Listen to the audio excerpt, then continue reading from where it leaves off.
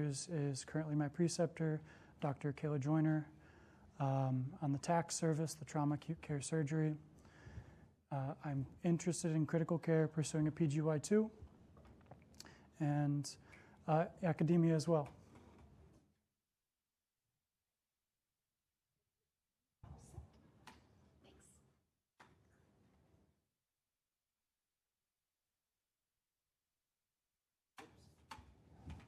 Wrong one.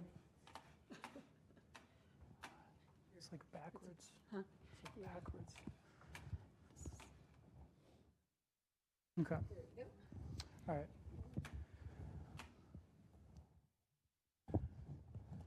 So, atopic dermatitis, acne, and tinea. It might not be everybody's favorite topic, but we'll get through it. So some learning objectives.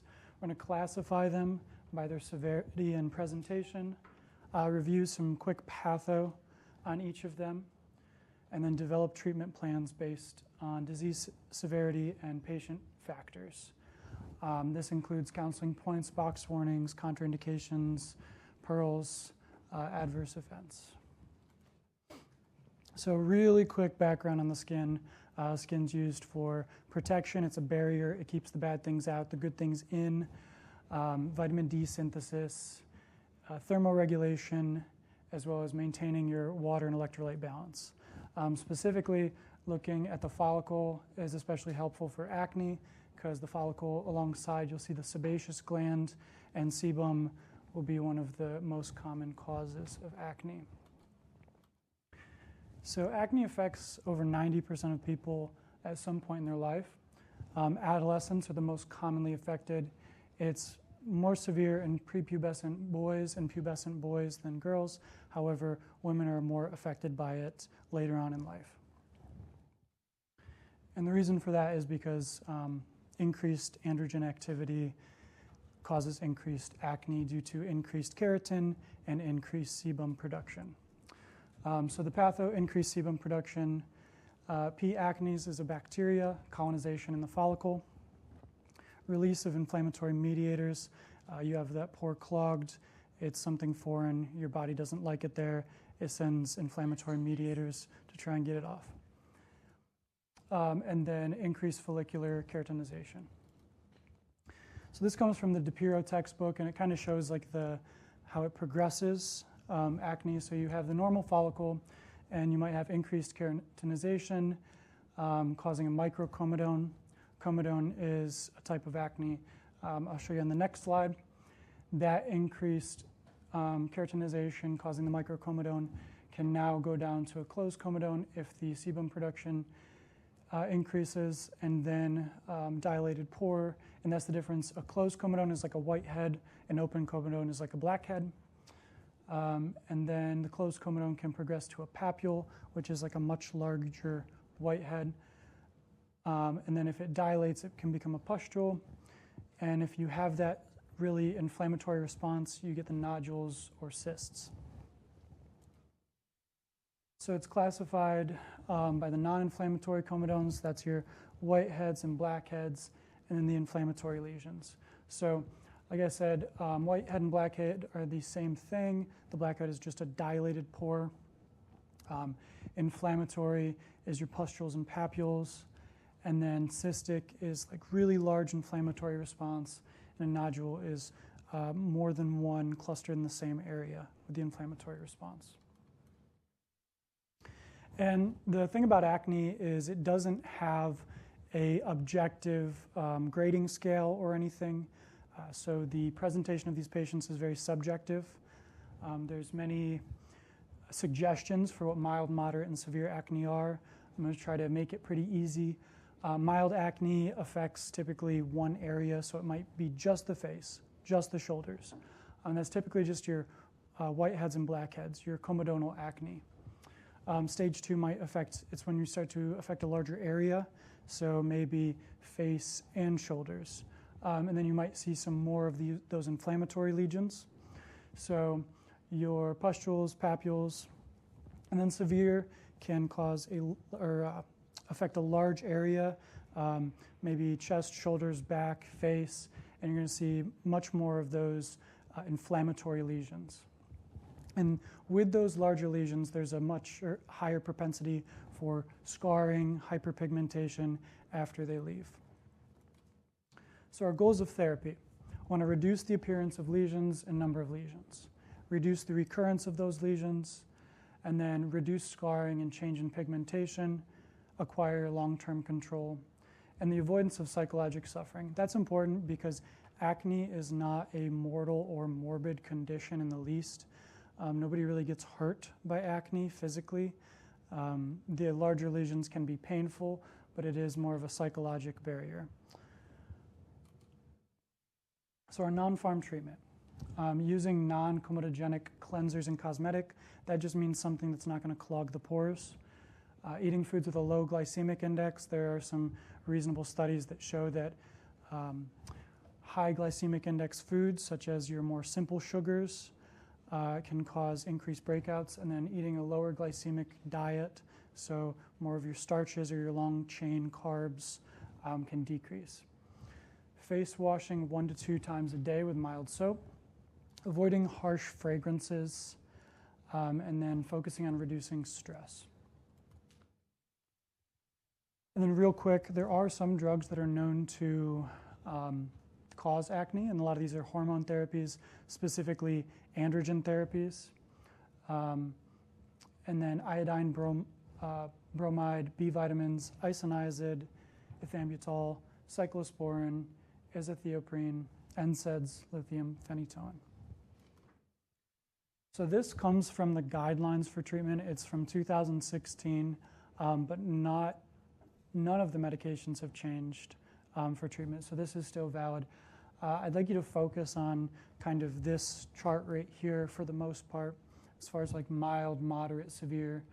And you'll see in the mild category, it's typically 1 agent, sometimes 2, and we'll talk about the specifics of those when we get down into the specific agents. For moderate, it's more of your combo therapies. You start to get into systemic therapies, more oral options. And then severe is when it's almost always systemic, an oral option.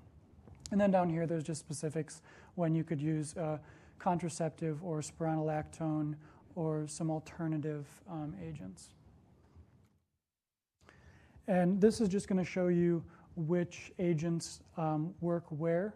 So some can work on the idea of the pathway that the P. acnes colonization, and that's going to be your benzoyl peroxide, the antibiotics, and isotretinoin. Abnormal keratinization, it's going to be your salicylic acid agents, benzoyl peroxide, and then your retinoids, both topical and systemic. Abnormal sebum production comes from anti-androgens, isotretinoin, antibiotics, corticosteroids, and estrogens. But we're not going to really use corticosteroids for these because in inflammatory response acne, the intralesional corticosteroids, that's something that typically happens at like the dermatologist's office. That's not a really super pharmacy-related thing. They can actually inject in some really large lesions, from my understanding, but also corticosteroids and antibiotics for that. So starting off with salicylic acid, it's a keratolytic agent, meaning it can break down some of that keratin, keratin clogging the pore, causing the acne. It's commonly OTC in many different formulations, pads, creams, soap, so on and so forth. And you can use it up to 3 times daily. The limiting factor is typically how dry the skin will get with this or how much they can tolerate. Adverse effects: dryness, peeling, photosensitivity, irritation, and that one's just kind of for fun, the salicylate toxicity. Salicylic acid is a salicylate, so used in combination with a ton of other salicylates such as aspirin, herbal, willow bark, so on and so forth, can cause toxicity. Again, just something fun. Pearls, it is a pretty good option for large surface areas for a topical because it does come in so many formulations, soaps, cleansers, pads, so on and so forth. It makes it pretty easy to apply. Next up is benzoyl peroxide, and this is kind of the mainstay for most of the mild, moderate treatments. Most of these patients are going to be on a benzoyl peroxide therapy if they can be. It's antibacterial, releasing free radicals. It can reduce sebum production. It's anti-inflammatory, and it's chemolytic, meaning it just breaks down the lesion itself. It's dosed 1 to 2 times daily, just a pea-sized amount. It can cause dryness, photosensitivity, irritation, bleaching, and body odor. The bleaching is a big thing because that limits its use in a lot of scenarios. Bleaches your towels after you wash your face, pillowcases, clothes, so on and so forth. So it really limits kind of how often these patients will want to use it. The side effects for this one are also dose dependent. So if somebody is super dry, you can back off to once a day, and it has improved efficacy with combination products. So next up, topical retinoids. These are vitamin A derivatives. Adapalene or differin, tretinoin, retin-A, tazarotene, or Tazorac are going to be your 3 agents. They bind to the retinoic acid receptors and inhibit sebocyte proliferation, decreasing sebum production. It's applied to a dry face once nightly is its dose. And the reason for that is because it can cause photosensitivity, like quite a bit of photosensitivity, more than the last 2. It's a teratogen. Now, it is a topical, so some of that is, like, you might not think about a topical being a teratogen, but if you're using this over and over and over again, your skin can absorb drug, and some of it can go systemic. So that's just something to be aware of. Tretinoin being category X and the other C. Differin gel is over-the-counter, so patients can purchase this OTC. And another thing is these drugs can enhance the absorption of other topicals. So you're going to want to space out your administration of other topicals with this, as in not at the exact same time. Next up, your topical antibiotics. These accumulate in the follicle where they can target that P. acnes. Clindigel, Aerigel, and Axone are your 3 agents. These are used very commonly in conjunction with benzoyl peroxide. You're going to apply 1 to 2 times daily. It can cause some dryness, some irritation, and this, like I said, used in combination with benzoyl peroxide. And one of the reasons for that is because it reduces bacterial resistance. As we know, when you expose bacteria to an antibacterial, very commonly, they're typically smart enough that they can develop some kind of resistance over a great amount of time, and this will limit that quite a bit. So next up is our big gun. If before we're playing with paintball guns, now we've moved on to a bomb.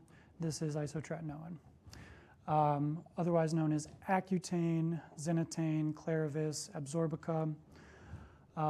This is what a lot of people think of when they think of acne treatments.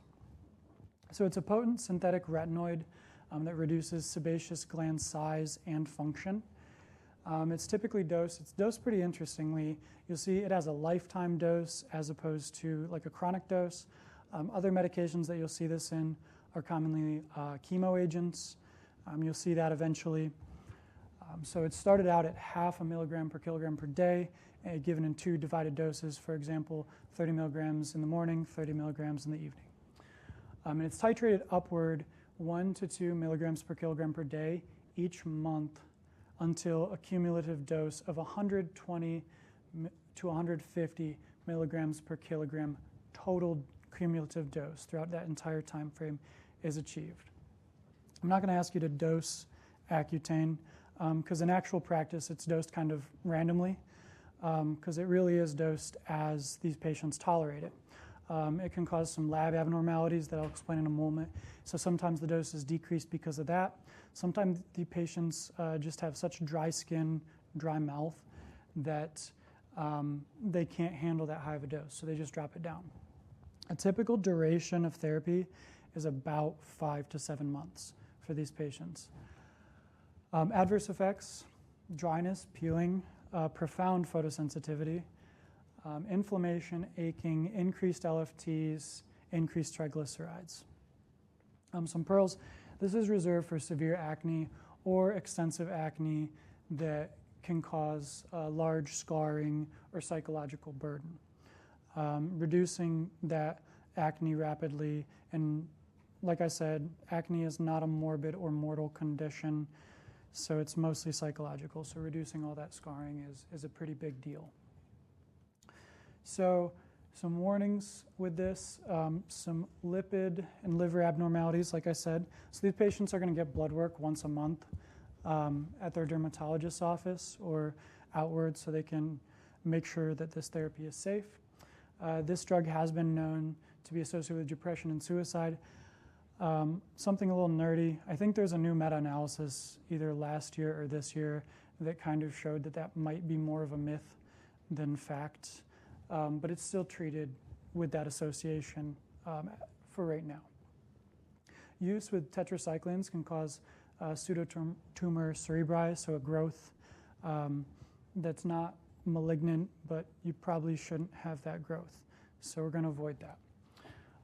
This is very teratogenic, so birth defects, even there are case reports if a man's taking it and a woman becomes pregnant, the child can still have birth defects, so it can cross through the semen to the child. It is category X. These patients must be on 2 forms of birth control at all times. And then therapy must be started 2 to 3 days after the menstrual cycle to make sure these patients aren't pregnant prior to initiation. iPledge, that's a REMS program. The REMS program specifically for isotretinoin or Accutane. There are other REMS programs for other drugs such as clozapine, and they all have different fun little names. This one is Accutane's. Pharmacy must be enrolled, patient must be enrolled. And you can't have more than a 30-day supply at a time. So, and then you must dispense within 30 days of office visit and 7 days from a negative pregnancy test. So some isotretinoin counseling, because it does come with a lot of side effects. So you want to know how you can advise your patients to deal with these. First and foremost, it is a lipophilic drug. So you want to eat it or take it with a fatty meal. I was on it, and when I went to the dermatologist's office, there was a PA that kind of was trying to counsel me on this, and I'm a little bit of a nerd, so I got excited because she asked, do you know how many lipids you're supposed to take with it? And I thought she was going to give me some certain grams that I was supposed to hit, so I was all excited, and she told me as much fat's in a Baconator meal, so that was kind of a letdown.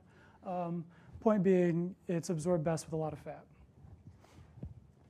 So, like I said, you have that profound photosensitivity, so you're going to use sunscreen and cover your skin from sunlight as best you can.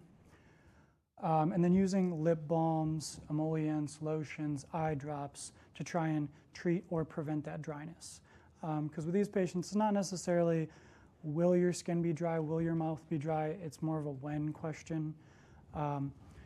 And for these patients, usually they'd rather have dry skin than the severe acne. And then gums lozenges with xylitol can help with dry mouth. That's a fake sugar that causes your mouth to water quite a bit. This drug can cause night blindness in some patients, reversible night blindness, so just caution with driving at night. Next up, another systemic therapy, your oral antibiotics. And these are going to be, have the same mechanism as your topicals, really. The agents used here are tetracyclines, so doxycycline and minocycline. Photosensitivity can occur with these drugs as a class, as tetracyclines. Nausea, vomiting, tetracyclines are known for their nausea and vomiting as well, and diarrhea, and then tooth discoloration, which most commonly happens in young patients, usually under 8. That's why you don't give these to patients under 8 typically. Some pearls. Avoid dairy and other chelators with this because they can bind to the drug and make it ineffective.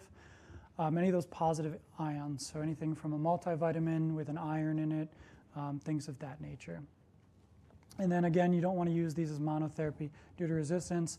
I will tell you in the real world, they use these as monotherapy all the time, and that's typically because patients don't like to put topicals on themselves consistently, which is kind of fair. So next up, your combination oral contraceptives. So these have a place in therapy for women around their menstrual cycle who are having acne during menstruation. You can add these on and it can reduce it. There are 4 that are FDA approved for it. Orthotricycline, loloestrin, Yasmin, and Bayaz. So why combination? It's kind of interesting. Progestins are androgenic as a class, but estrogens are estrogenic, and the net effect leans towards anti-androgenic or estrogenic. A little pearl about drospirenone as a progestin. It does hold on to potassium, so that can be a little abnormality. Some adverse effects. So estrogen is linked to increased thrombus formation, weight gain, nausea, bloating, increased blood pressure, and breast tenderness. So the next slide, I don't want you to focus on a whole lot. I don't know if you've already talked about birth controls or if you're about to in the future, but this will be covered then. This is who should get it and who should not. This comes from the World Health Organization, and that's just stratified based on risk. For example, history of breast cancer greater than 5 years, you should use in caution. Breast cancer is hormone dependent, so increased estrogen can push the cancer along, which is why if somebody's had recent breast cancer, you don't want to give it to them.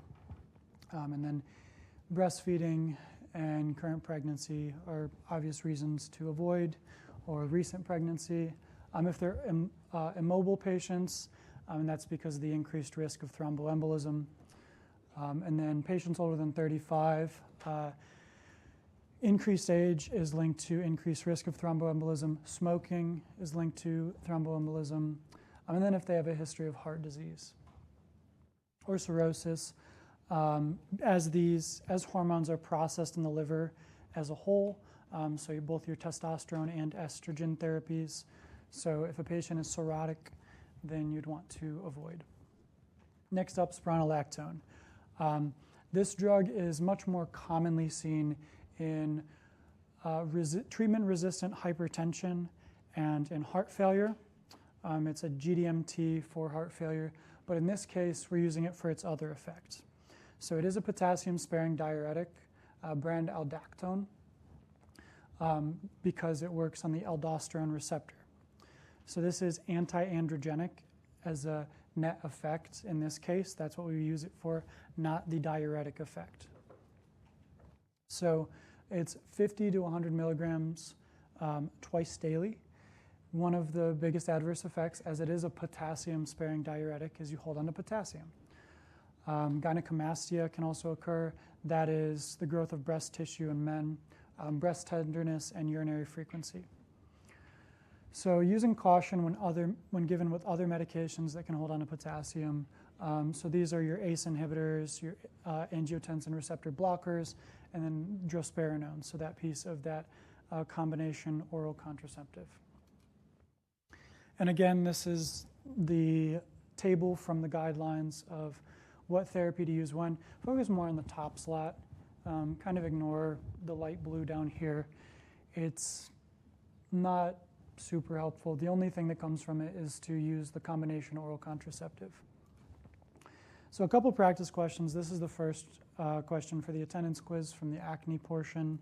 I'd like to get that out and try it by yourself for a second. It is completion, and then we can talk about it. 21-year-old female came in with moderate acne, mostly affecting her face and back. She states that more lesions appear around her period. Which treatment would you recommend? So we've got tretinoin applied once at bedtime, loloestrin 1 tablet daily, Xenatane 30 milligrams twice daily, or doxycycline 100 milligrams daily.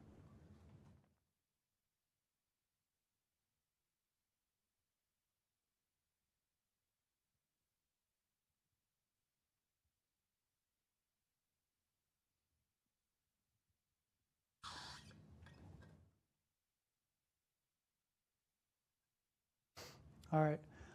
Who's got an answer for me? B. Okay. Good. This one's pretty straightforward. Nothing complex here. All right. Next up, we've got our 24-year-old male who presents with cystic acne on his face, chest, shoulders, and back. The dermatologist wishes to start him on Clarivis. What's Clarivis? Accutane, isotretinoin, right? Good.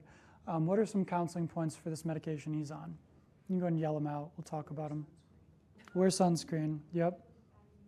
Fatty meal. Good. Yeah, those Baconators.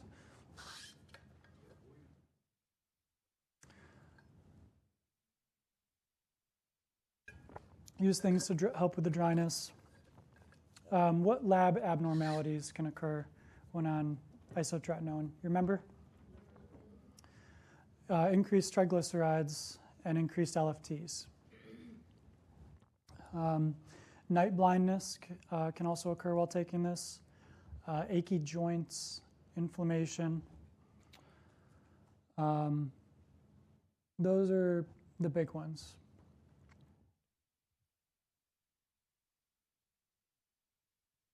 All right, next up, atopic dermatitis, commonly known as eczema. So it's a chronic pruritic inflammatory skin disease. Occurs much more commonly in children, typically under 12, most commonly under 5. It's associated with a family or personal history of asthma or allergic rhinitis. And the reason for this is because it all falls under that allergic triad. So it all relates to mast cell degranulation and IgE. So if you have one of those three, you're more likely to have the other two. If you have a family history of those, you're more likely to have them. Most common onset is between 3 and 6 months of age, and most patients develop symptoms before they're 5. So it's a largely genetic and environmental. Same with all allergies. Your upbringing kind of dictates your propensity for the allergies. So like urban versus rural environment, things of that nature. So it's T helper cell mediated, causing increased IgE. If we remember, IgE is the number one cause of that mast cell growth, and then mast cell degranulation releases those histamines. Histamines relating to asthma, atopic dermatitis, and allergies. It can cause a barrier abnormality of the skin, so it can enhance your allergen absorption. And then the biggest factors that can play into it are those allergens, the climate that you're in, depending on what time of year it is, whether you're more allergic to mold, so maybe the fall or the spring, or wetter times of year make it worse, or if it's more pollen, so like spring, summertime. Obesity, pollution, and diet can predispose as well. So diagnosis is based on clinical presentation. So it mainly deals with symptoms, age, and involvement, what areas of skin are involved. So dry, itching, scaling, not to be confused with the plaque of plaque psoriasis. So this is more of like a scaling appearance. Pruritus, early age. So that under 12 is most common. Technically can happen to anyone at any age, but if it's going to show up, it's most likely to be under 12. Hand or foot involvement, thickening of skin, urticaria. So how do you assess this one? Acne was completely subjective. Atopic dermatitis actually has an objective, clinically validated measure, and that's your SCORAD, or your scoring atopic dermatitis tool. So this mainly, it's mostly objective. It's based on some subjective symptoms, or if they're little child, they can't report their symptoms, obviously. You're 3 to 6 months of age, so on and so forth. So you kind of just watch if they're itching, grabbing. It's a questionnaire, and it deals with the surface area of the extent of the eczema covering, and then also those symptoms. So our goals of therapy. So we're going to provide symptomatic relief. It can flare, prevent outbreaks, exacerbations, gain control, minimize our contributing factors. So those allergens, those pollutants, those some people tear their whole carpets up if their eczema and allergies are that bad and move to hardwood. Treating secondary skin infections. I'm not going to discuss that at length because the treatment is very similar to that in ID that you'll have eventually. But secondary skin infections, when you break that barrier, one of the biggest functions of the skin is to keep the bad things out and the good things in. And you have normal bacteria on your skin at all times, right? So if you break that barrier by scratching at your eczema real bad, sometimes you can open that up and gain an infection, and that's what those are. And they would treat that very similarly to any skin infection. So some non-pharm for eczema. Apply moisturizers frequently. We're going to take lukewarm emollient baths. That's like your colloidal oatmeal baths. Wet wrap therapy. That's like a tubular bandage that can keep moisture on the dry areas. Using cotton or soft closed fabrics. Because if you have that scaling, it can pull on it and cause irritation. It's not going to be very comfortable. Short fingernails, that's mostly for children that can't help themselves from itching. You've got little kids, and if they have long fingernails, they can really dig into themselves without knowing. And then skin hydration. So occlusives are best for atopic dermatitis. Emollients are okay, not quite as good. Your creams and your like mists and things of that nature are going to be less helpful for symptomatic relief. So we have an objective measure, our SCORAD tool. So now we have something to follow for treatment. The approach is based on mild, moderate, or severe disease. The only numbers you really have to keep in mind for this are 25 and 50. If it falls between that, it's moderate. If it's above that, it's severe. If it's below that, it's mild.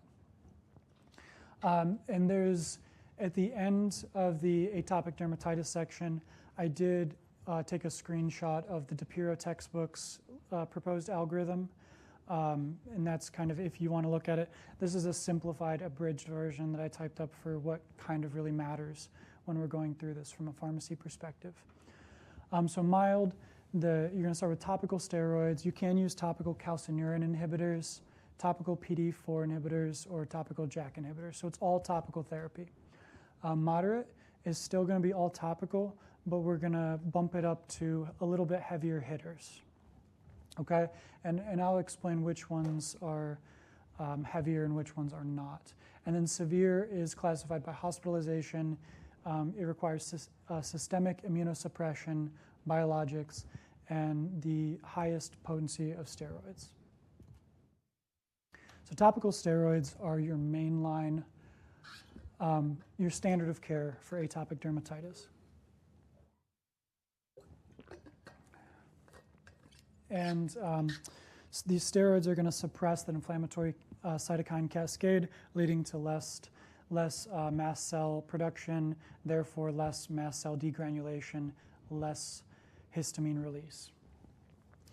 And the worse the disease, the stronger the steroid you're going to use, which makes sense. And then the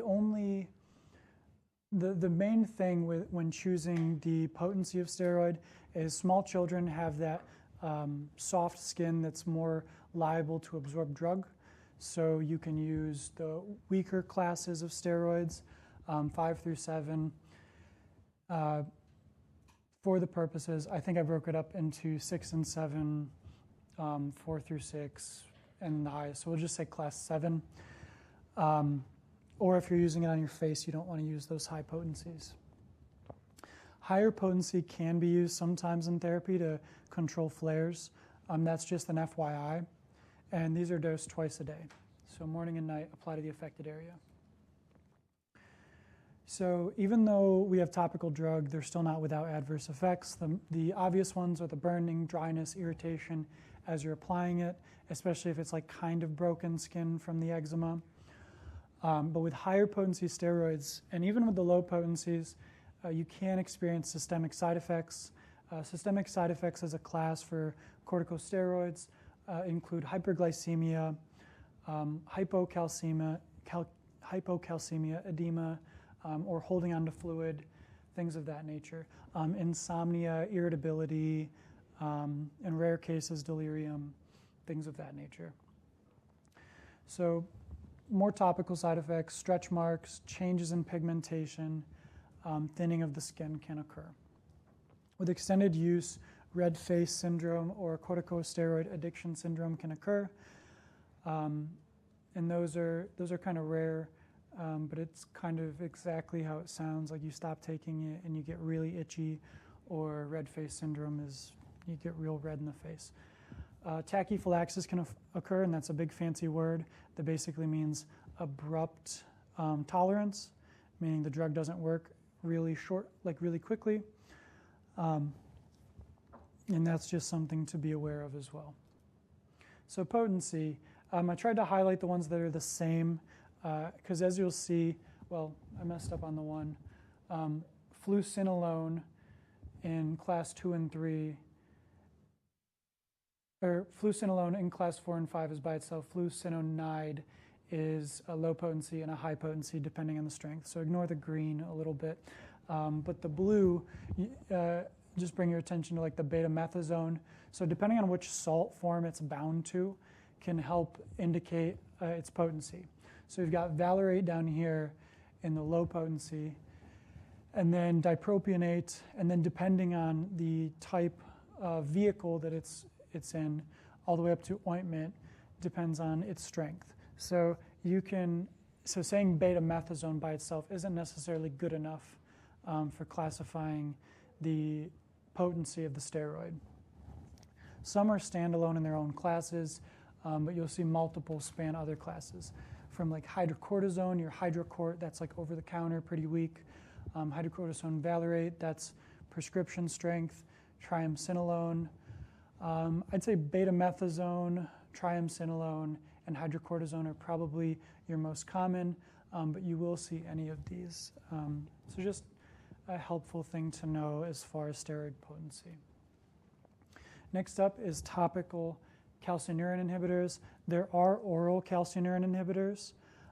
These are used, the oral ones, the systemic therapy is used most commonly in host versus graft disease. So that's like your kidney transplants to stop the body from wanting to fight the foreign kidney. These work along the same lines, except they work locally and topically. They inhibit that T cell proliferation, blocking the pro-inflammatory cytokines and mediators, again, stopping more of that histamine release and that itch. It's applied to the affected area twice daily until skin is clear. Burning at the application site is most common. This does have a boxed warning, and that comes from the oral therapy, which is why I pointed out, because the oral therapy originally had the boxed warning of the development of lymphoma and melanoma. And that one was actually observed. The box warning for this is more theoretical based on the systemic therapy, but it still exists, and for that reason, we're still going to use it intermittently and avoid it for a chronic therapy. And then it is second line when corticosteroids fail. And one of the big things about this is it can be used on the whole body, whereas the more surface area that you cover with the topical steroids, the more likely it is to absorb. Whereas this one doesn't absorb as well, so it can be used on the whole body, so large surface areas. There are two agents, are pimecromolus and tacrolimus. Pimecromolus is used for mild to moderate disease. Tacrolimus is used for moderate to severe disease.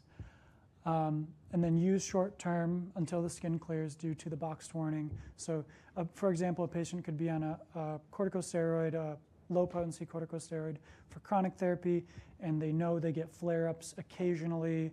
So you use this when the flare-ups occur to bring the disease back down and then go off it. Patients with a weakened immune system should not be on these drugs. And then patients with extensive atopic dermatitis that you can't use topical corticosteroids for can sometimes use them for long periods. I know it's a little contradictory to what I just said. I'm not going to ask about that or ask you to assess for that. Just some patients in rare instances can use it for chronic therapy, but for the most part, it's just used intermittently for the flare-up, and then you're done. And then protection from the sun is advised. As we know, UV rays are the #1 cause of those melanomas, and with a theoretical increased risk, you'd like to avoid that. Next up is the PDE4 crisaborole or Eucrisa. This inhibits PDE4 and leads to increased intracellular cyclic AMP, resulting in less inflammatory mediators. Cyclic AMP is on the nitric oxide pathway of inflammation. That's kind of how that works. So it's dosed twice daily. There's kind of a theme with these drugs. Application site burning is the most common adverse effect. I believe it's still pretty expensive, so not a lot of patients might be on it. And it's mostly used in mild disease. Topical JAK inhibitor works on Janus-associated kinases. Mechanism is kind of up in the air as far as how it works, but it does have some data saying that it does. Ruxolitinib or Opzelura also comes as an oral. This is topical for atopic dermatitis. And the big thing with this is to not cover more than 20% of the body with this drug. This also has a boxed warning for serious infections leading to hospitalization and death, higher rate of all-cause mortality, lymphoma, other malignancies, and then thrombosis. So because of that reason, it's used similar to the calcineurin inhibitors, where it's used for a short duration or as like a second-line therapy. So other treatments, and these fall more along the severe line of those three categories. But phototherapy is a validated treatment. Don't have to know much about it, just pointing out that it is an option for patients that fail topicals. And then systemic therapies are reserved for those patients who are uncontrolled, those severe patients on the SCORAD greater than 50. And some of those are cyclosporin, which is a calcineurin inhibitor. That one's systemic. Azathioprine, methotrexate, mycophenolate, IVIG, which is more of a hospital drug. And then also biologics are gaining favor in these disease states. The two that are FDA approved are tralokinumab and dupilumab, Adbry and Dupixent. These are once weekly sub-Q injections. So this is like your severe treatment. Just know that they exist. You will talk about them more for other disease states, like your autoimmune sort of diseases like plaque psoriasis, psoriatic arthritis, lupus sort of thing. And these are just the Dipiro algorithms. The biggest thing to point out is it's like steps. So when you bump up a step, you keep all the same things that you were doing before, unless you're doubling up. For example, an instance where you're doubling up would be if you're jumping from a low-potency steroid to a high-potency steroid, or if you're jumping from pimecromolus to tacrolimus, as pimecromolus is a calcineurin inhibitor, is used for mild and moderate, and tacrolimus is used for moderate and severe. And this is the adult algorithm, and this is the children's algorithm. And they're not really a whole lot different. Not as many systemics is the biggest thing. So here is the second attendance question. I'll give you guys a second to answer that. A 12-year-old male previously diagnosed with mild atopic dermatitis scores a 32 on his SCORAD exam. He was currently on hydrocortisone ointment. What additional therapy would be appropriate?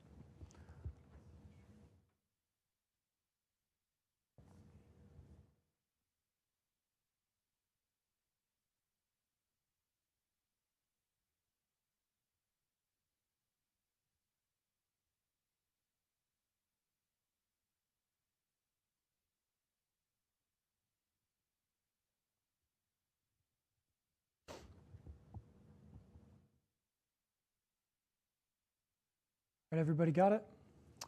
How many for A? How many for B? Few. How many for C? Few more. And how many for D? So it is B and C. B and C is the correct. We wouldn't use A necessarily because of the chronic therapy. That's the tricky part of that one. You might use it intermittently, but you would not use the pimecromolus long term. Due to the boxed warning of the calcineurin inhibitors. B, adding tacrolimus intermittently, that's the key word we'd be looking for. He is scoring a 32, which is a moderate on the SCORAD exam. So tacrolimus is fair game. And then C, changing the topical to triamcinolone. Hydrocortisone is a class 6 and 7, depending on which salt it's bound to. Triamcinolone starts at about a 5 and can go up to 3 or 4. So it's a much higher potency to gain better control. And then Dupixent would be reserved for severe. And this patient does not meet that criteria. Lastly, we have tinea. So tinea is a type of fungal infection, most commonly caused by dermatophytes. And dermatophytes, one special thing about them is they require keratin as nutrition. So the biggest thing about that is keratin on the body is found in the hair, skin, and nails. So that's where your tinea lives when it infects, is the hair, skin, and nails. The most common are epidermophyton, microsporum, and trichophyton. Less commonly from non-dermatophyte species, such as Candida, which is a yeast, and Malassezia, which is also a yeast. These infections occur in environments conducive for fungal growth, so high moisture and then keratin content. So the types we're going to be talking about, tinea pedis, most commonly known as athlete's foot. Many people have it. Tinea cruris, so this is thigh and buttocks. This is jock itch, most common in males. Tinea corporis, so that's infection of the body. That's your ringworm. Tinea unguinum or onychomycosis, that's infections of the nails. And one interesting thing is that causes about 50% of all dermatologic nail issues. Tinea capitis, so that's a ringworm on the scalp specifically, primarily affecting children. And then lastly, tinea versicolor. So that's caused by Malassezia specifically. It can present on the face, scalp, back, and trunk, but most commonly the scalp. Some non-pharm therapy. Hygiene is super important for this. Trimming nails, keeping them short and clean, washing clothes in warm water, and drying with high heat. Wearing flip-flops, shower shoes when in public shower areas, as that's where the athlete's foot and onychomycosis are most common. And then avoiding sharing clothing or hygiene products. So the approach to treatment is largely based on location of infection and how extensive the infection is, how much surface area it takes up. So these medications come in both topical and oral agents. Duration of treatment is very long, and the reason for that is because a lot of these agents more stun the fungus and dermatophytes, and so it's like as your skin sloughs off all the time and you stun it and your skin sloughs off, that's kind of how it's removed, which is why nails take so long for treatment. Nails are the longest duration of therapy. Systemic therapy is known to have higher cure rates, but antifungals do not come with few side effects. And treatment and recurrence, or treatment failures, recurrence rates are very high for this. The number one cause of that is adherence, as is the number one cause of a lot of things medically related. Read a recent statistic that over 60% of hospitalizations are due to non-adherence with medications alone. So this is no exception, recurrence rates due to inadherence. And as a lot of them are topicals, as we talked about with the acne, not a lot of people enjoy topicals. It's a pain. You have to sit down and remember to do it. It's not something that you can carry with you easily. Treatment or combination with steroids, specifically with tinea, can exacerbate infections, and this leads to treatment failure. So combination can improve cure rates and shorten duration. This is usually for the more extensive infections. We're not going to go over it, but just pointing out that it is something that can happen in practice.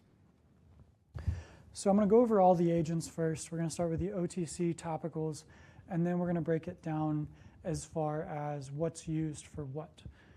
So the biggest thing here is just to know which ones are over the counter, and then next up we'll go to prescription-only topicals, and then we'll go to the prescription orals. So clotrimazole, Ltone, super famous one, super common one. Twice daily, it's an imidazole antifungal. Miconazole, used twice daily, same class. Terbinafine, Lamisil, used 1 to 2 times daily, alamine antifungal. Butenofine, Ltone Ultra, is 1 to 2 times daily. It's a squalene epoxidase inhibitor. Tolnaftate, tinactin, twice daily, and this disrupts mycelial growth. So these all kind of work against the wall of the fungus. So the RX topicals, we have naphthalene, Naftin, and that's used for tinea pedis. And so I didn't write down which ones were specifically used for the OTCs because they're used for many. And then when we go into the specific ones, it'll outline exactly which ones are used. But naphthalene is used for tinea pedis specifically. It's once daily for 2 weeks. Oxyconazole or Oxystat is a cream or lotion that's used 1 to 2 times daily for a month, and that's tinea pedis as well. Luliconazole is, the duration is dependent on the infection, but it's used for tinea corporis, cruris, and pedis.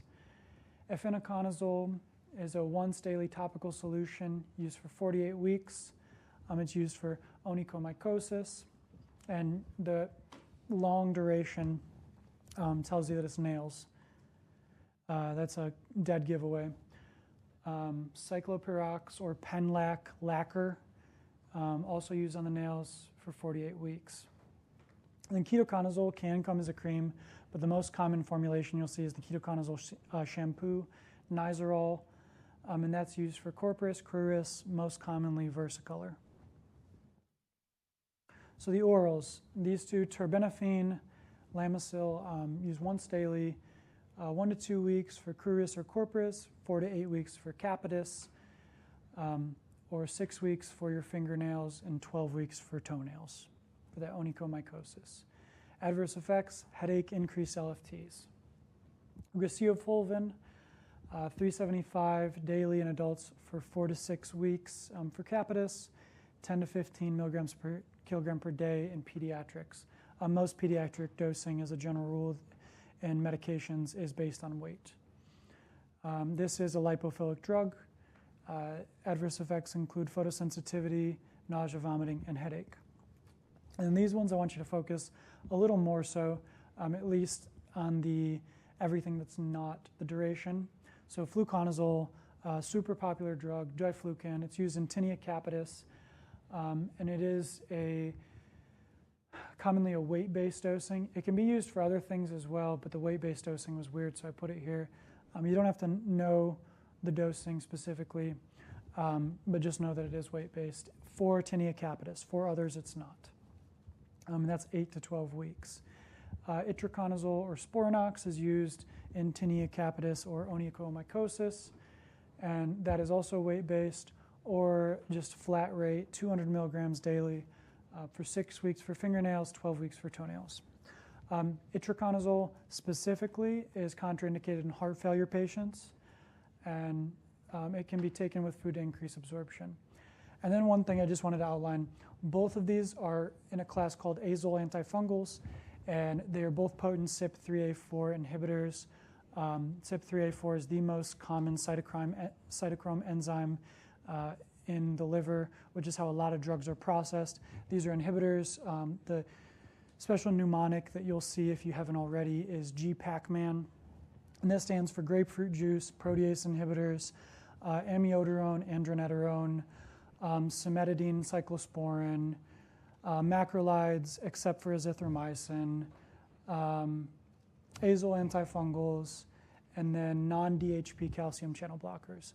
And these are going to inhibit, so for drugs that are processed by CYP3A4, it'll increase concentration of those. Not anything you'd need to know for this exam, just a theme you'll see throughout pharmacy school. Adverse effects, increase QT, LFTs, and nausea vomiting. These drugs can cause a lot of nausea vomiting. So for tinea pedis, the topicals used are butenofine, sertraconazole, luliconazole, naftatine, and the treatment for topicals is 2 to 4 weeks. Systemic, it's a once weekly fluconazole 150 for 1 to 4 weeks. So it could be as quick as a one-time dose to just 4 doses. Next up, Cruris, so clotrimazole, luliconazole, and naftatine for 1 to 3 weeks. Systemically, itraconazole 200 to 400 PO daily for 1 to 2 weeks. Corporus, ringworm, econazole, miconazole, naftatine, terbinafine, tolnaftate, triacetin, treated for 1 to 3 weeks. Systemic, it's just 1 to 2 weeks of terbinafine. Tinea capitis is interesting. Topicals are ineffective. So treatment is shampooing daily and not the ketoconazole shampoo, just washing your hair. And that's because, like I said, part of the treatment is just sloughing off the dead cells, as that helps reduce the amount, as a lot of these can stun the growth and not directly kill. And then treatment with topicals is ineffective, like I said. So it's just terbinafine, 250 daily for 4 to 8 weeks. Tinea versicolor, this one is just topical. It's ketoconazole shampoo, 2%, put in the scalp, leave for 5 minutes, and then rinse it. And that's all. If they would fail that treatment, then they would seek outpatient therapy. You would get ketoconazole from outpatient already, but you would need to go more systemic. Tinea unguinum / onychomycosis. This is your long duration. That's the biggest thing with this. So the topicals are like 48 weeks of therapy. And then the systemics are used anywhere from 2 months to 12 months, which seems a bit aggressive, but it's high treatment failure. So it's treated for a long time. A lot of these patients you'll see come into community pharmacies, and they'll ask for what they should use. Some of them will slap their foot up on the counter and show you. Retail pharmacies are kind of fun in that way. It's kind of funny. But you will be asked to identify rashes and various ailments of the skin and nails as a retail pharmacist. True story. So here is the practice for the tinea.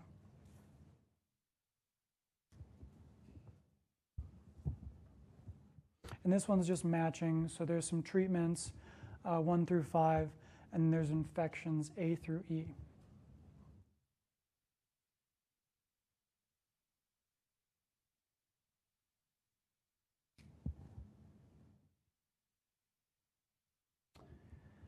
And the biggest hint I can give you for tinea is, depending on the location, the duration changes dramatically.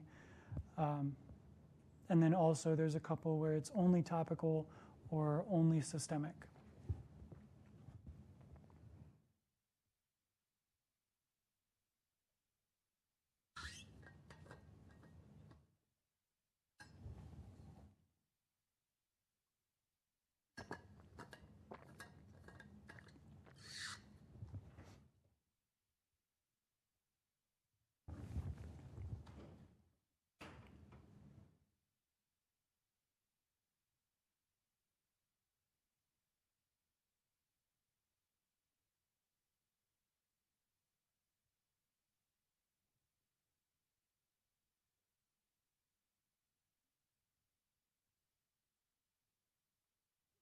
All right, everybody ready?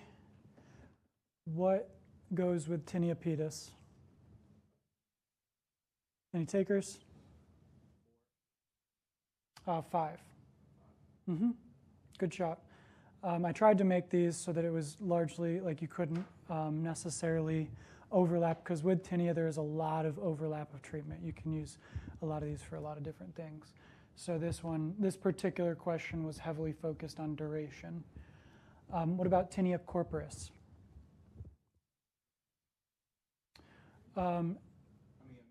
for.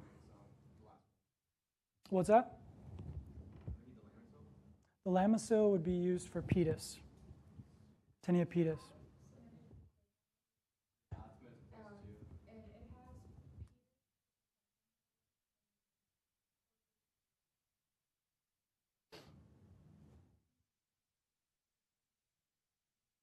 Oh.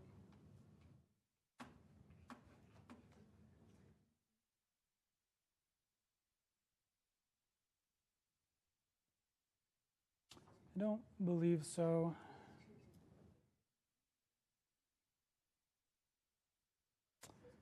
Pedis with fluconazole. I did mix that up, yeah. So the answers are the onychomycosis, the E is obviously the 48 weeks. Yeah, I had that backwards in my head. I apologize. Yeah, the Lamisil goes with the corporus. The clotrimazole goes with the pedis. The diflucan goes with the capitis. The ketoconazole shampoo goes with the versicolor. And then the efinaconazole goes with the onychomycosis. So apologize for that. That was mixed up in my head. There are my references. There is not a specific tinea guidelines. There's infections of the skin guidelines with little pieces of tinea. There is a guideline for atopic dermatitis and acne. But what questions do you have? Are we going to be given either brand or generic? Because some of ours, for some of these lectures, we're guaranteed, oh, you're going to get both, so you don't have to memorize between them. And then some of them, it's we could give you either, so you have to. I think there was either. Yeah, you'll get both. I'll get both. I'll make sure you have the generic and the brand. Because I know Dr. Joyner said she would give us either one, so I just wanted to. Oh, either? Yeah. She made a point of it. She wants to be difficult. I think the questions currently are either one. Yeah, I'll give you both because there's a lot of therapies, and I'll give you more of a direction in terms of the exam, in terms of the drugs. So I know there's a lot of drugs. There is a lot of drugs. Yeah, and so I'll give you more direction on that, and I'll do both, the generic and the brand. For the whole exam, or just I tend to do it for all of it. And then I'll talk to Dr. Joyner. Okay. If she's really, she really wants it, then, it's fine. For my Thanks, guys. First I thought I linked it wrong, so I'm glad that. I made it backwards in my head. It's okay. Yeah. No matter, like I said, no matter how much